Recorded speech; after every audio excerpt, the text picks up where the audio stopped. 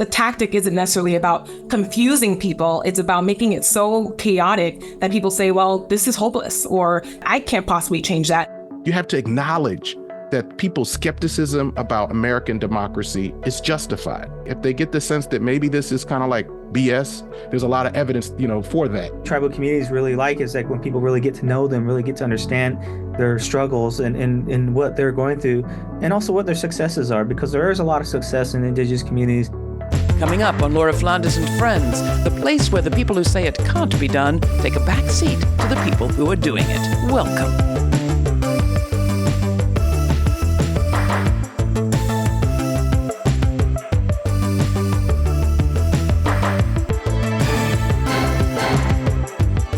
We are weeks away from a super important election in a country that is still grappling with its democracy. Just this month, Republican mega donor and South African immigrant Elon Musk amplified a post that seemed to suggest that the whole system would work better if voting was restricted just to high-status men. With attitudes like that still out there, will all who want to vote be able to, especially those who've historically been the most excluded and whose votes could once again ultimately decide the outcome?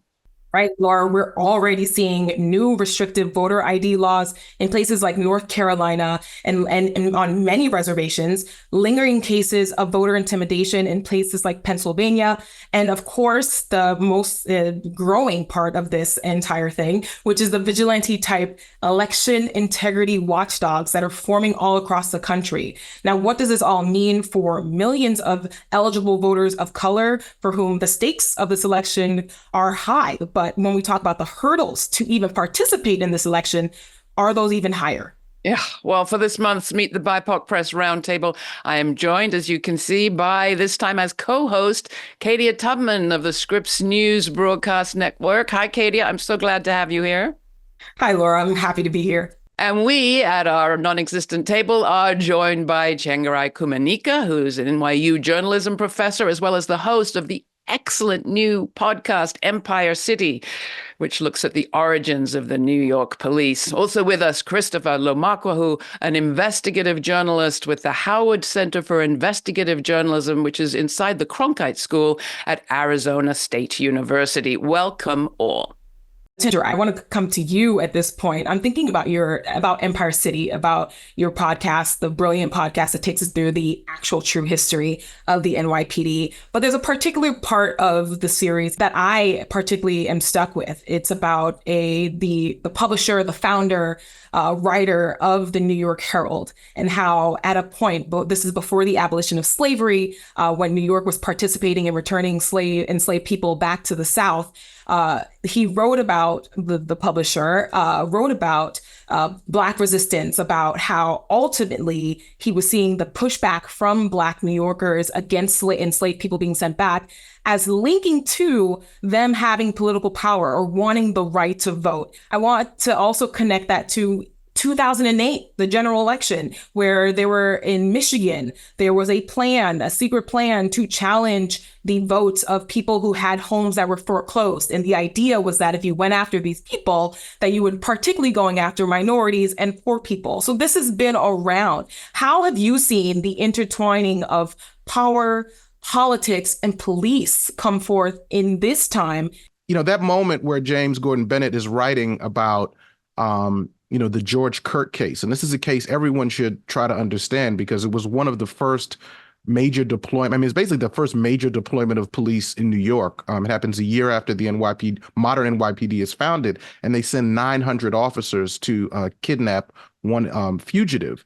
And I was amazing to see that his commentary, James Gordon Bennett, the founder of the Herald, his commentary on that was about voting rights. Like he was saying, this Black resistance, these efforts that Black folks are making to keep their community safe, we should look at that in terms of their political power and voting rights. So I think there's a couple of things that you see there. And I think that really, one thing I'm seeing, and, when we look around really the country, what we see now, the fight for democracy is happening in places all over the country on issues related to voting, on issues related to climate change, certainly on issues related to immigration, which really is a lens through which we can almost see every other issue in this election.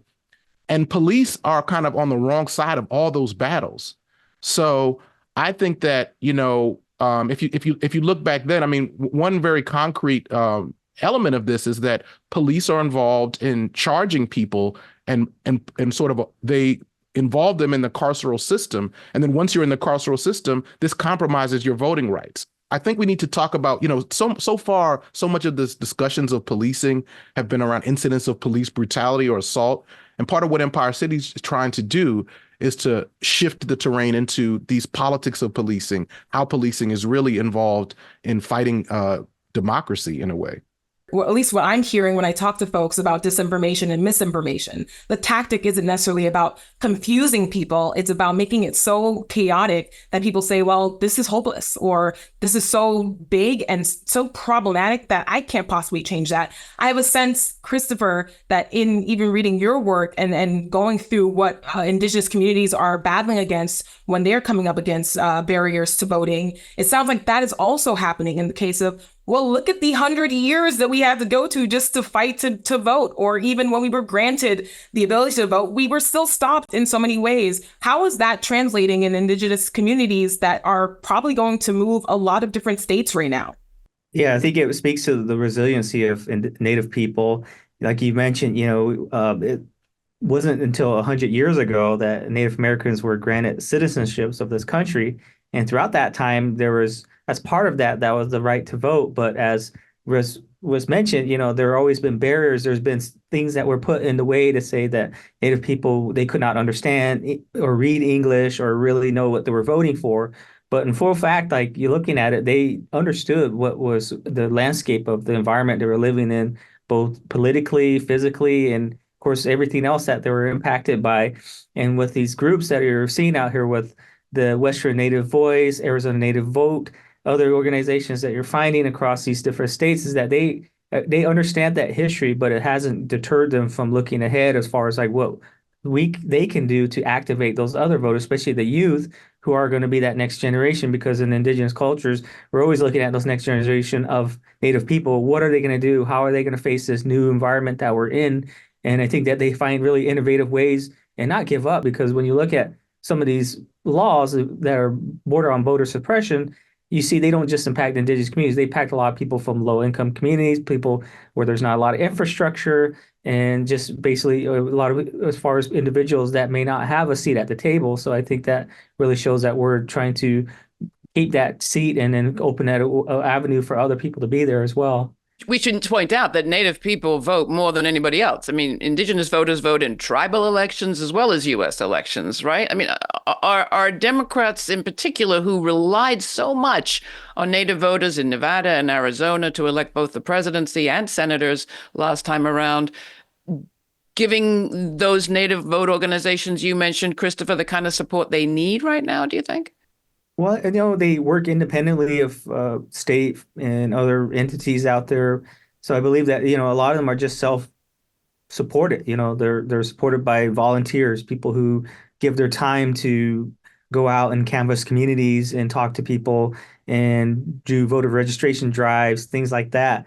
I haven't really seen too much interaction between people that are running for office or anything here in Arizona and directly in participation with a group in particular, but they do acknowledge, as far as like with the Secretary of State, Adrian Fontes, and other individuals, they acknowledge that Indigenous voters do make up a good voting block of either their district or even across the state. So they understand, they acknowledge that, but I think there is room for more engagement to talk about what their platforms or whatever they are running for are able to address and meet the needs of these Indigenous communities. And of course, we have a large Hispanic population, which is, by far very large here in the Phoenix metropolitan area.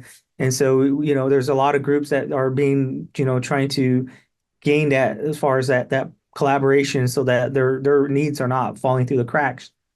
Well, let me pick up on that. Insofar as this feature of the show focuses on journalism and media, What's your advice for journalists as they try to cover elections? Because as you just said, often our police brutality beat is on a different page from our election beat, which is on a certainly different page from our Indigenous issues beat, if there even is one. Starting with you, Chenjerai.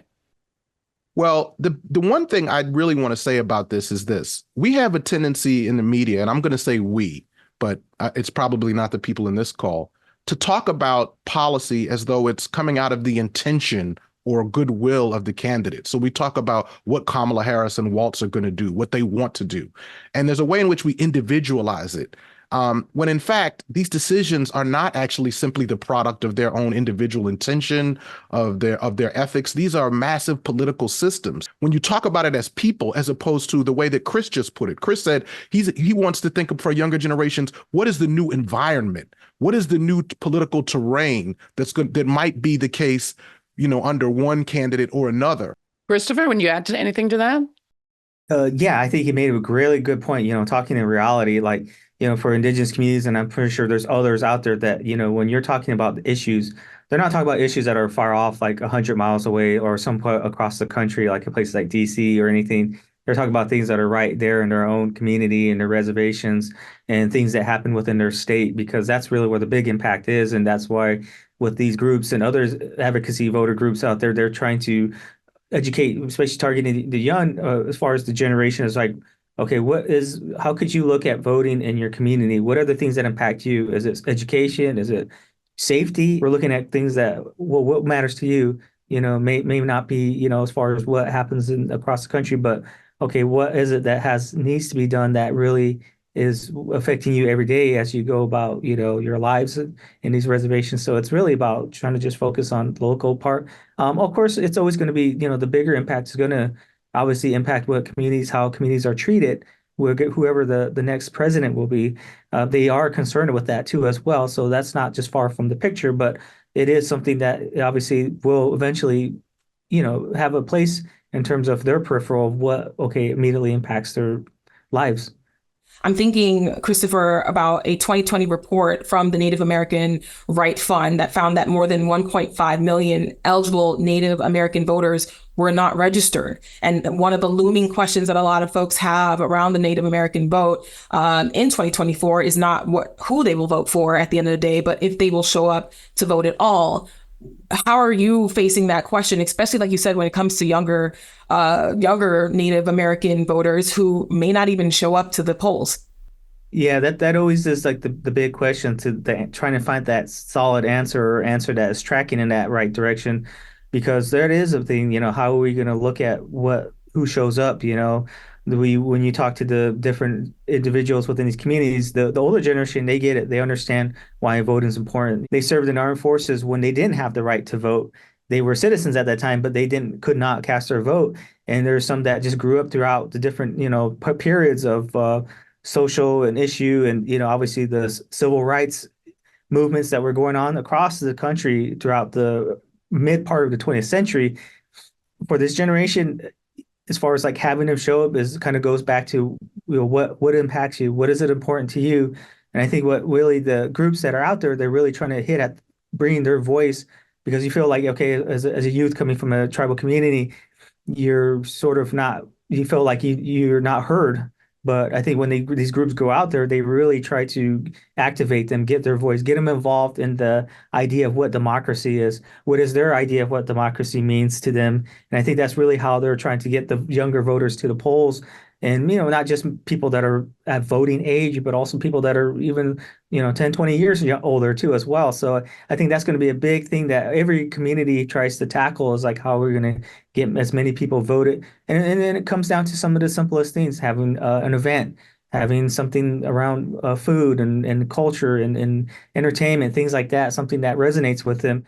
I think what Chris is saying is so important. And, building on that, I would say, how you talk to people who are skeptical of what it means to vote is really important. People in a position who want to do this have to do two things, right? One thing is you have to acknowledge that people's skepticism about American democracy is justified, right?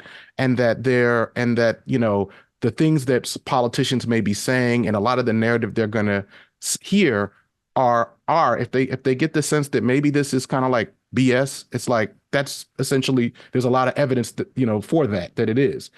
And then to say, but nevertheless, your voice and your vote matters, and especially on the local level, because what happens, who gets put into power is going to change the landscape. And I think the ability to have those kind of conversations and to have the kind of, bottom up process, there's also a political economic aspect to that. And what I mean by that is some of the nonprofit money that's coming that sort of flows throughout these political parties to get out the vote. Sometimes they go in certain communities and it's happening very early in the election cycle, right? They're like, there's a certain kind of money that's like, talk to people, hear from them what's important, and let that influence the agenda. But then other communities, more marginalized communities, that money is then going, it's more like last minute money, right? Where it's just like go to the door and then try to shame people into voting or whatever, have a brief conversation. Well, this is why diversity is so important, especially in our media. Now, it's not a destination, but it is important because speaking to this white person here, it's like white Americans have mostly been given this image of our democracy as a kind of additive project. If we can just secure rights for the mainstream, so-called, then rights will kind of trickle down. We'll add things on. And what I'm hearing every election season that I've been here ever has been actually are those fissures in our democracy, excluding critical people, that scuttle the whole process, that weaken the whole machine. So I guess my question to you, both of you and Kadia, is, are things changing? For example, the work that you're doing, Chenjerai, to show this story of history, is it shifting people's sort of trickle-down approach to justice, rights, democracy, you name it? I think it is. I mean, I'm hopeful that it is. We're getting a really exciting feedback on Empire City. When you're doing a sort of dense, what could be considered like a weedsy history, you're concerned that maybe it's going to be boring and you don't want to sort of put people to sleep. But I'm getting a lot of good feedback. And I think part of that was we tried to tell a story that was also a story of resistance. And, it was interesting, if you talk about some of the major media outlets, some of whom are outlets that I've worked with, this project was produced by Crooked Media and we had Wondery. I mean, these are big companies. But even if you look at a company like the New York Times, or as some people call it, the New York War Crimes, what I think is important to sort of say here is that these are contested spaces. So I think we should absolutely be critical of these institutions, but we also have to remember that there's people in them who want to tell a different story. So I do think we're moving forward, and I'm inspired by the leadership. I'm inspired by the kind of work that Chris is talking about, the kind of work that we see on, all the time from the journalists on this show. And I think we have to kind of call attention to that without exaggerating the kind of victory that it is. We do have to lift those up because morale is absolutely essential. Kadia? Absolutely. I agree. I am hopeful, especially as someone who's mostly covering disinformation. I don't think I could be hopeful, but I am now that we're seeing more and more voices in the community come up. And it doesn't have to necessarily be through traditional media. It doesn't have to be through the New York Times or the Guardian or et cetera. It can be as simple as someone a former reporter that I follow on TikTok, who's like, I don't work for a news organization, but I'm going to tell people in my community, mostly Black people, what's happening in the news.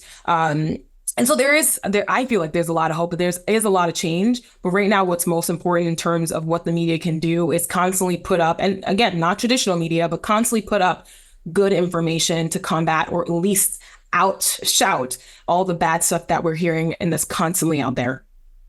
Christopher, you want to come in on this same question? Yeah, I think, just kind of following along, like in the same vein is that, you see a lot of progress coming up in terms of the diversity in the newsrooms, people, editors, people wanting to kind of, especially individuals like myself and others who, they want to hear, oh, what's your take on this? What are your experiences in this? And what can you share that can help us understand why this story is newsworthy? Of course, the newsworthiness isn't like, as mentioned, it's not in, a big newspaper, it's not in a big publication, but it's actually what happens to community members, people that are dealing with everyday things that happen to them. And I think that's really the thing that I'm seeing a lot is a lot of that more extra time to really listen, stop, and understand, okay, it's not just simply about the story, it's about the different layers to that, the cultural component, the social component, everything, the stigmas, how do we get by those stigmas without having to feel like we're parachuting in and just kind of collecting the information we want and then leaving. So I think that's what really tribal communities really like, is like when people really get to know them, really get to understand their struggles and what they're going through, and also what their successes are, because there is a lot of success in Indigenous communities. And I think those really do need to be highlighted a bit more in terms of like what progress has been made. How are they holding the government accountable for things that they should be doing, as has stated way and as far as what the government, the treaty agreements that each tribe has. And so when you start seeing newsrooms really kind of listen to that and really kind of understand that piece that you obviously bring to the environment, it really, really opens the door to potentially other types of stories you'd be covering, because there's plenty of other things that are out there that are other aside from voting. We have the missing and murdered Indigenous peoples or women's movement that's as far as that's happening. And there's just currently obviously other things that we can be focusing on as well. So I think it's really moving in that direction where we can really try to, as far as people cover and canvas a lot of these issues. I don't want to suggest that there's a happy ending to your Empire City, and I haven't gotten there yet in the podcast. But you did say at the beginning, kind of like Christopher just did, that ours is a story of incremental progress and retrenchment, progress and backlash. But are there stories you'd like to lift up from the struggles you've been reporting on Chenjerai that you think might be inspiring, encouraging, illuminating on this front? What I think we have to do in our movements is find a way to be in the world where we're committed to a sense of constant pushing forward. Constant struggle might sound too much for people, but constant pushing forward. And that's what people in the 19th century had to do. So they have so many examples. I mean, whether it is like moments where they were able to, make sure that someone did not get sent back into slavery, whether it was, a Black woman who was thrown off of a streetcar and wound up suing the whole city successfully, whether it's moments of, Muslim people in New York who were able to, push back against the way that they had been surveilled. I mean, there's so many moments where you can see that victories were won, and it did matter that people fought, and they were able to take the morale from that victory, although it was not permanent, and push to the next level. And then I'm thinking about the safety, when we think about safety and democracy, and how right now it seems like safety and making sure that everyone can vote is just like an inverse relationship. I mean, we even had the former president saying to the police agency, basically saying, "Hey, we need more police involved. We need you to watch out, because we would win so much easily if you guys are involved." And quote, I think he says specifically, "You do not know how afraid people are of the badge." Watch for the voter fraud, because we win. Without voter fraud, we win so easily. Hopefully we're going to win anyway, but we want to keep it down. You can keep it down just by watching, because believe it or not, they're afraid of that badge. They're afraid of you people. They're afraid of that more than anything else. They're afraid. So I hope you can watch. So when we think about the Internal Order of Police, right, seeking their endorsement, which he then got in North Carolina. So all of it is absolutely connected. That's wow. That's really disturbing. And I just want to stress, you also see immigration, how this strain of using immigrants as a way to inspire fear, but also offering to those immigrants like this mechanism, like you can become police, you can become part of the apparatus of even keeping your own people out. That goes also all the way back even to the beginning of the department. One thing I was amazed to find, in the NYPD is very much identified with Irish, people right now, to the point where you would assume that was always the case. But the very first police force in New York, it was like Irish need not apply. And so those strains go back. But so in that way too, the history of the NYPD is actually, while being divisive because some people support police, it's actually a unifier in the worst way, in the sense that there are so many diverse groups of people who were targeted by the NYPD, from Russian Jews to German immigrants to Black Americans to Latinos to Chinese American. I mean, it's like all these folks, there's this tremendous archive of people who were kind of on the wrong end of the NYPD's guns. And, and I think that archive needs to be recognized. And Laura, to your point that you once made before we started talking, was about how in some countries it's simple to vote, that it shouldn't be so hard. But in this country, Right. if it is simple to vote, it is considered that our elections are unsafe. So there is an inverse between safety and simple, when it should be that everyone should be able to vote. To Christopher's point about young people, hey, when they turn 18, maybe they get a ballot card in the mail. Maybe it should be that easy that you shouldn't have to fight. Or as Chenjerai said, you don't have to push forward because no one wants to constantly be fighting. But yes, there's a constant struggle in a way. There's a constant push for progress. And I just wanted to make that connection in terms of when we think of safety in our election and who gets to be safe and who's kept out and why. I can only imagine, Kadia, that you are swamped over there at Scripps reporting on misinformation and targeted misinformation. But I hope you have time to come back with me again. It's really been a joy having you co-host today. Been fantastic. And thank you to both of our awesome panelists. Thank you all. It's been great having you with us. Till the next time, you've been watching Laura Flanders and Friends. Stay kind, stay curious. I'm Laura. For more on this episode and other forward-thinking content, subscribe to our free newsletter for updates, my commentaries, and our full uncut conversations. We also have a podcast. It's all at lauraflanders.org.